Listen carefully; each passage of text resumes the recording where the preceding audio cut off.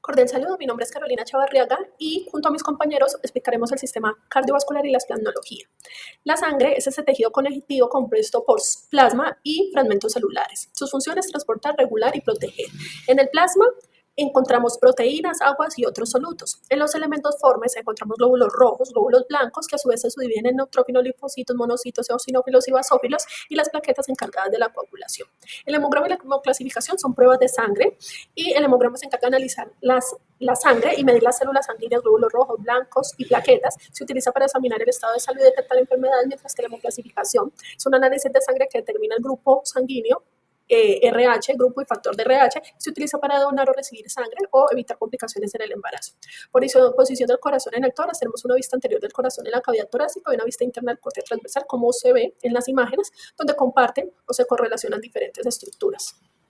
El corazón y el recorrido de la sangre, pues la sangre es desoxigenada entra por las venas cavas inferior y superior, y pasan a la aurícula derecha, después al ventrículo derecho, atravesando la válvula tricúspide. Desde el ventrículo derecho se transporta la sangre a los pulmones por medio de la arteria pulmonar, atravesando las válvulas pulmonares, y una vez la sangre llega a los pulmones, se libera de CO2 y absorbe oxígeno. La sangre regresa al corazón por medio de las venas pulmonares y entra a la aurícula izquierda. En la aurícula izquierda pasa el ventrículo izquierdo a través de la válvula mitral o bicúspide. El ventrículo izquierdo envía la sangre oxigenada al resto del cuerpo a través de la arteria aorta, continuando el ciclo.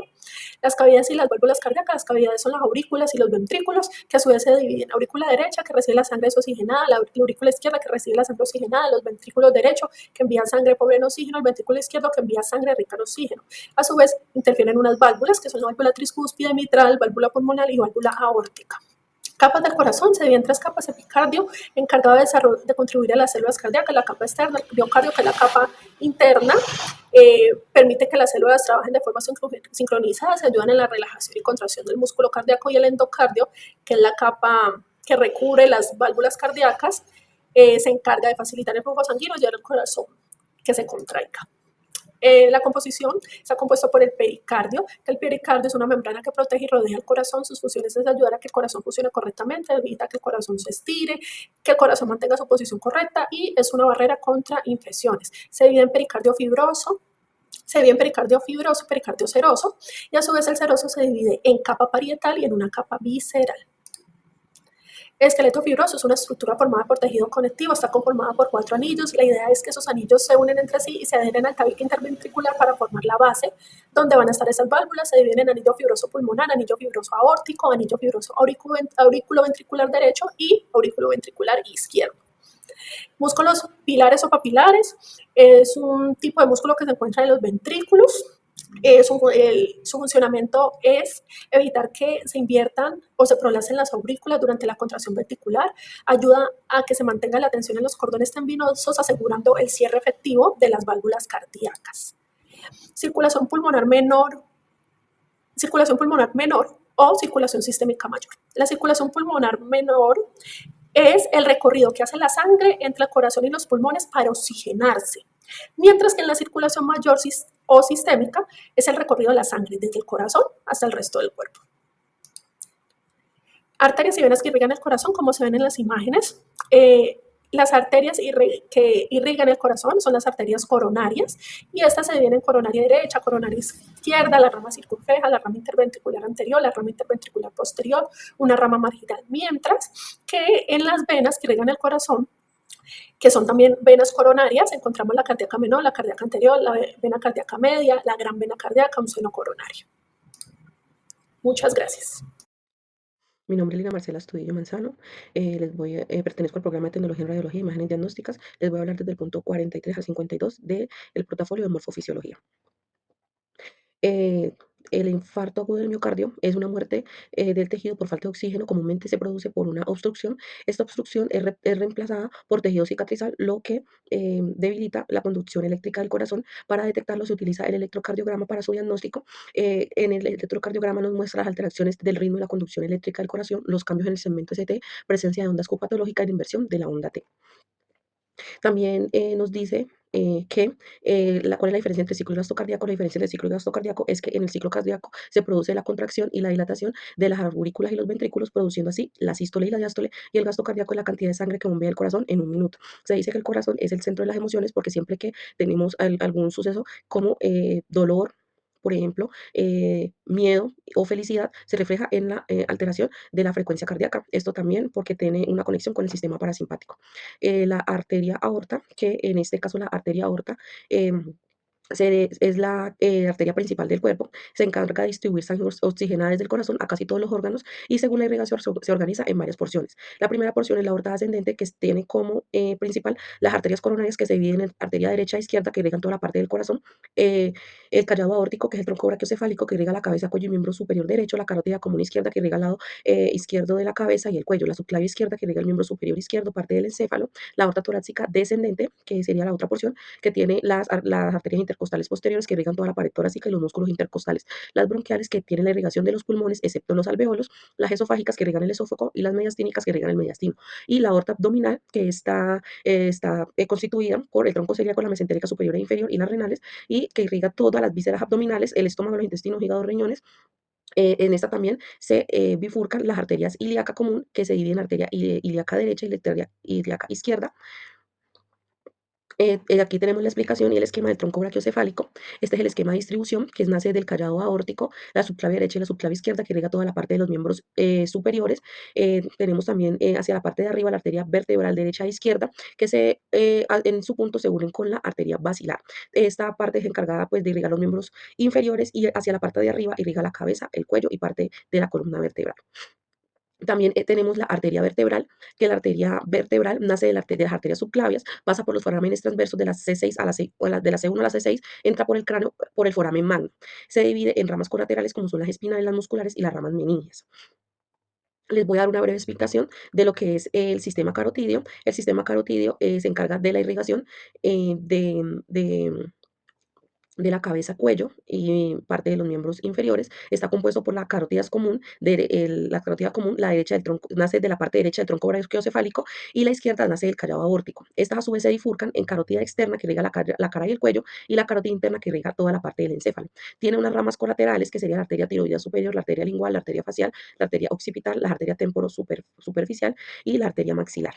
La irrigación, este es el esquema de la circulación anterior y posterior del sistema nervioso central. El sistema nervioso central participan las carótidas internas, que son también las arterias cerebrales anteriores y medias, y las ramas colaterales que participan en la circulación, es la oftálmica, la comunicante posterior, la carotidia y la anterior. En la circulación posterior participan las vertebrales que se unen para formar la basilar, y la basilar da ramas cerebelosas, tronco encefálico y cerebrales posteriores. El polígono de Wills, que está constituido por la arteria carótida interna, la arteria basilar y la arteria cerebral media.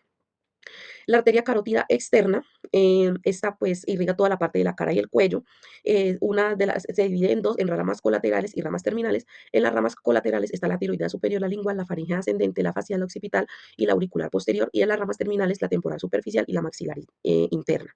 La arteria carótida interna tiene como origen de la bifurcación de la carótida común. Su entrada al cráneo se da por el conducto carotidio del hueso temporal, y las ramas intracraneales es la oftálmica, la comunicante posterior, la carótida interna anterior, la cerebral media y la anterior. En este esquema se explica las arterias coronarias, que está la pulmonar, que irriga toda la parte pues, pulmonar, el sistema carotidio que irriga toda la parte del el cuello y el cerebro, donde participa la circulación anterior y posterior del sistema nervioso, la circulación de las extremidades superiores y el cuello que está constituido por las arterias subclavias, que a su vez se dividen en la arteria axilar y la arteria braquial. Muchas gracias. Muy buenas tardes, mi nombre es Kevin Daí Galindo Moncada, soy estudiante de la Universidad UNAD de Radiología e Imágenes Diagnósticas. Voy a hablar desde la pregunta 53 hasta la 61. En este dibujo identificaremos la arteria humeral o braquial que nace de la arteria axilar, y las colaterales de la arteria humeral son la arteria braquial profunda, la arteria knútrica, y también tiene dos arterias más por acá colaterales que son la radial y la cubital. Estas se encargan de irrigar toda la parte del brazo, lo que es músculos, huesos. La diferencia del sistema venoso superficial y profundo radica en su ubicación y en su función. Las superficiales están a simple vista debajo de la piel, como la vena cefálica o basílica. Las profundas no se ven, y estas están acompañadas al lado de las arterias, como la vena braquial y la vena subclavia. En este dibujo podemos ver la irrigación y drenaje del pulmón. Aquí tenemos la arteria pulmonar que se encarga de la irrigación y la vena pulmonar que se encarga del drenaje. También sus capilares, que son las arterias o las venas más pequeñas del pulmón. También tenemos las venas bronquiales y las arterias bronquiales, que son las que emergen de las arterias y de las venas pulmonares. La vena ácigos y hemiácigos son parte del sistema venoso del tórax. La ácigos se encarga de drenar la sangre del lado derecho de la pared torácica y drena las estructuras posteriores. La vena hemiácigos drena sangre del lado izquierdo y cumple una función similar, pero esta drena a la vez la vena ácigos. Ambas desembocan en la vena cava superior, contribuyendo al retorno venoso hacia el corazón. El tronco celíaco es una arteria que nace de la aorta abdominal y tiene como función en irrigar los órganos superiores del sistema digestivo, como el vaso, como el estómago, como el páncreas y también el hígado. El tronco celíaco se divide en las tres arterias principales, que son la gástrica izquierda, la arteria esplénica que irriga el vaso y la arteria hepática común, que tiene sus subdivisiones también. El esófago tiene varias ramas esofágicas. Una nace de la arteria tiroidea inferior y nace la rama esofágica que irriga la parte cervical del esófago. También tenemos la arteria que irriga parte del tórax del esófago y es la arteria bronquial esofágica, que nace de la arteria bronquial.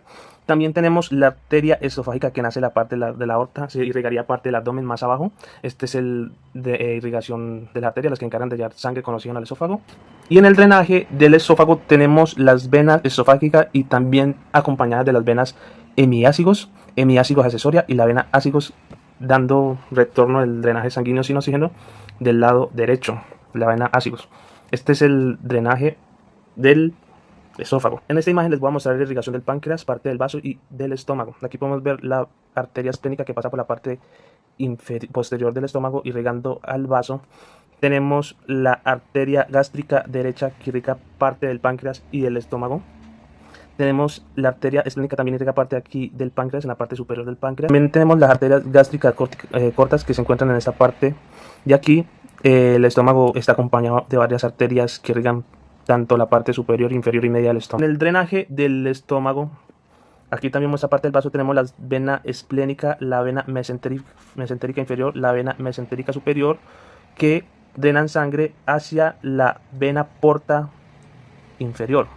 Estas otras venitas drenan la sangre hacia la vena porta inferior, haciendo que esta llegue a la vena cava inferior y volver nuevamente al corazón. En la irrigación del sistema hepático tenemos una arteria muy importante que se llama la arteria celíaca, que esta nace de varias ramas y se origina la hepática común. De la hepática común tenemos varias ramas, la rama hepática propia.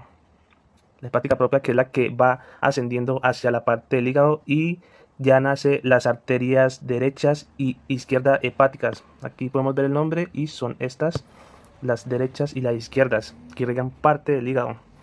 El drenaje del sistema hepático está conformado por la vena cava inferior, en la cual nace un sistema central de vena, que es esta parte de aquí, y arroja tres venas principales, tres ramas de esta, que es la vena hepática derecha, la izquierda y la media, que es esta.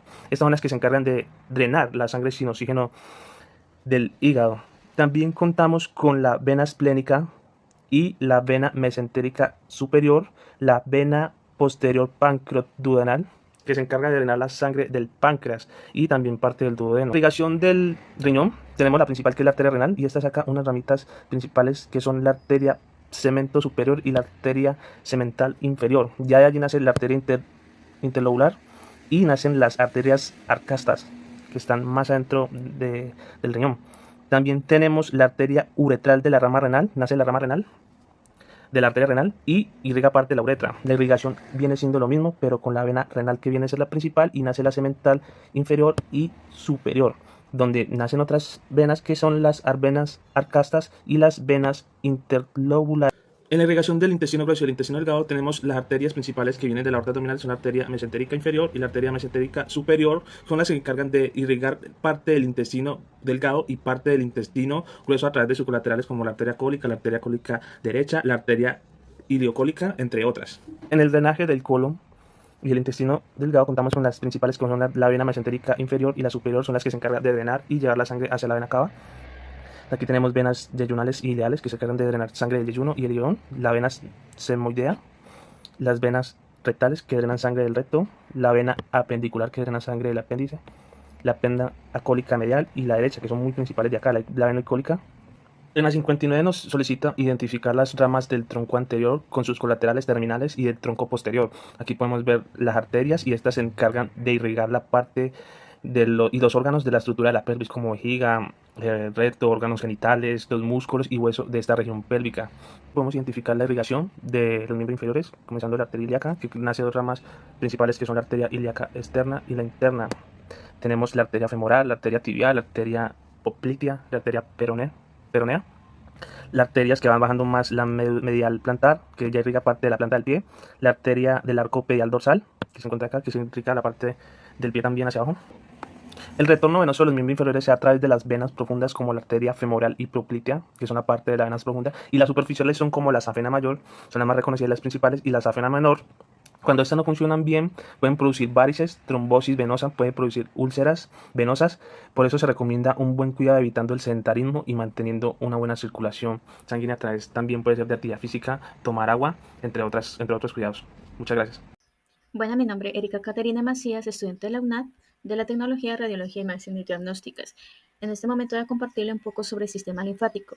El sistema linfático es el encargado de transportar linfa desde los tejidos hasta la torrente sanguínea.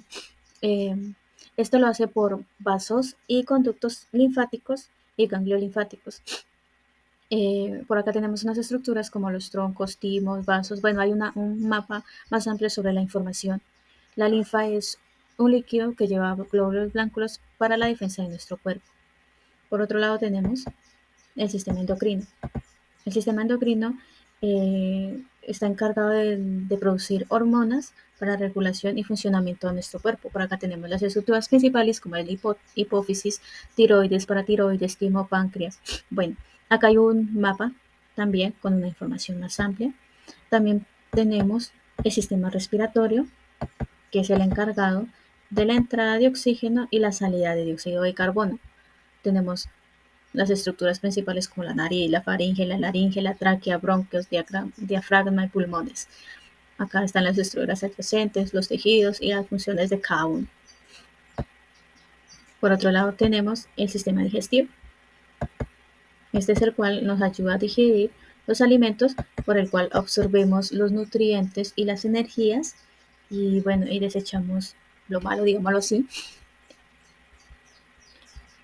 Y por acá hay en las estructuras como en la boca, esófago, colon, faringe, hígado, estómago, páncreas. También tenemos acá un mapa donde está la información más amplia de los tejidos y las estructuras adyacentes. Por otro lado tenemos las vías biliares. Esto de acá, esto serían las vías biliares. Por acá tenemos los conductos hepáticos derecho, el izquierdo, conducto hepático común, conducto ástico y conducto colédoco. También tenemos por acá la vesícula, el páncreas, este de color amarillo. ¿Para qué nos sirve la bilis? La bilis es, bueno, las vías biliares son los que transportan la bilis del hígado hasta el intestino delgado para la digestión o la digestión o para ayudar a digerir los alimentos. Cordial saludo, tutor y compañeros. Mi nombre es Julián Andrés Cardona García. Haré una breve explicación sobre el sistema urinario. El sistema urinario está compuesto por riñón, uréteres, vejiga y la uretra. El riñón derecho está levemente más abajo que el izquierdo para dar lugar al hígado. Los riñones cumplen una función de filtrar la sangre todo el tiempo y el exceso de agua y toxinas que se extraen de la sangre son lo que forman la orina. Los uréteres que salen de cada riñón, como se ve en la imagen, son los encargados de transportar la orina hasta la vejiga, donde posteriormente es expulsada por la uretra. Aparatos reproductores masculino y femenino. En los hombres, los testículos es en donde se producen los espermatozoides y se libera la hormona testosterona. En el epididimos, ubicado en la parte posterior de los testículos, es en donde los espermatozoides maduran y se almacenan. Las vías seminales o las vías deferentes son los conductos por donde se transportan los espermatozoides desde el epididimo hacia la uretra. La próstata y las vesículas seminales producen el líquido que transporta y nutren a los espermatozoides. El pene, ya como tal el órgano reproductor por donde se expulsan los espermatozoides mediante la eyaculación. El aparato reproductor femenino está compuesto por ovarios, uno a cada lado, donde se producen los óvulos que se liberan para ser fecundados y producen hormonas como el estrógeno y progesterona.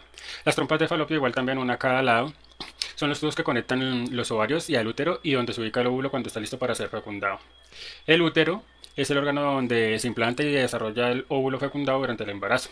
Y la vagina es el órgano muscular que conecta el cuello uterino con el exterior del cuerpo y es donde ocurre la penetración durante las relaciones sexuales. Este sistema funciona de la mano con el sistema endocrino que regula las hormonas y la función reproductiva. La vista compuesta por la córnea, el iris, la pupila, el lente, la retina y el nervio óptico. La luz entra en el ojo enfocada por la córnea y el lente y llega a la retina donde las células fotorreceptoras las convierten en señales nerviosas. El oído se compone del tímpano, huesillos como el martillo, el yunque, el estribo, la cóclea y el nervio auditivo. Las ondas sonoras que entran en el oído hacen vibrar el tímpano, haciendo que las vibraciones se transmiten a través de los huesillos del oído hasta la cóclea. En la cóclea, las células ciliadas convierten las vibraciones en señales nerviosas que se envían al cerebro a través del nervio auditivo. El sentido del olfato está compuesto por la mucosa olfativa, bulbo olfativo y el nervio olfativo. Las moléculas del olor del aire son detectadas por las células receptoras en la mucosa olfativa. Estas células envían señales nerviosas al bulbo olfativo, que a su vez las transmite al cerebro. El gusto en la lengua está compuesta por las papilas gustativas, las células receptoras gustativas y los nervios gustativos. Las papilas gustativas en la lengua contienen las células receptoras que detectan los sabores dulce, salado, ácido, amargo, y estas células envían señales nerviosas al cerebro. Ya para concluir, el tacto se compone de los receptores de presión, termorreceptores, nociceptores, terminaciones nerviosas libres. La piel contiene los diversos receptores que detectan la presión, la temperatura, dolor y textura. Estos receptores envían señales nerviosas al cerebro a través de los nervios sensoriales. No siendo más, muchas gracias por la atención prestada.